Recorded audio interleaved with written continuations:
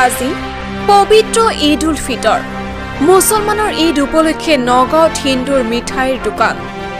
নগৰ ৰূপহীয়াতৰ পূব শিঙিমাৰী আঞ্চলিক ঈদগাহ ময়দানত সমূহীয়া ঈদৰ নামাজত অংশগ্ৰহণ কৰে হাজাৰ হাজাৰ লোকে। ঈদৰ নামাজ আদায় কৰাৰ পিছতেই দেখা গ'ল হিন্দু মুছলমানৰ মিলা প্ৰীতিৰ এক উৎকৃষ্ট নিদৰ্শন। যি সময়ত একাংশ ৰাজনৈতিক নেতাই হিন্দু মুছলমানৰ মাজত বিভাজনৰ ৰাজনীতি আনিব বিচাৰিছে, সেই সময়তে এইসকল নেতাই নগাঁৱৰ এই ঈদগাহ ময়দানত চাওক সম্প্ৰীতিৰ ছবিখন। হিন্দুৰ উৎসৱত মুছলমানে কোনো দোকান দিব নোৱাৰিব বুলি এজন মন্ত্ৰীয়ে কৰাৰ মন্তব্যৰ বিপৰীতে আজি চাওক পূব শিঙিমাৰী দলংপাৰ ঈদগাহৰ মীনা বজাৰত হিন্দু লোকে দোকান দি আছে। মুছলমান লোকৰ কোনো অসুবিধা হোৱা নাই, ৰসগোল্লা লালমোহন বেছি আছে।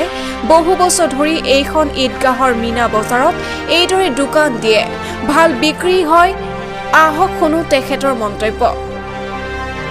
কেমেৰা পাৰ্চন মৃণালৰ সৈতে নগাঁৱৰ পৰা বিভূতি বৰাৰ ৰিপৰ্ট, বটদ্ৰা লাইভ।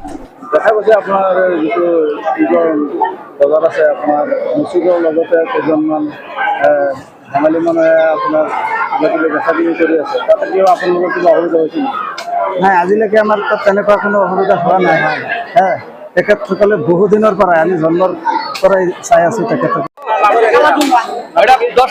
অচিন্ত ঘোষ, লাইলৰিৰ পৰা। আপুনি এইটো ঈদগাহ যিটো 15-20 বছৰ ধৰি দোকানদাৰী কৰি আছে। কোনো অসুবিধা নাই, আমি ইয়াত নিজৰ মানুহৰ নিচিনা একেলগে আমি মিলাই পেলাই আমি দোকানদাৰী কৰোঁ।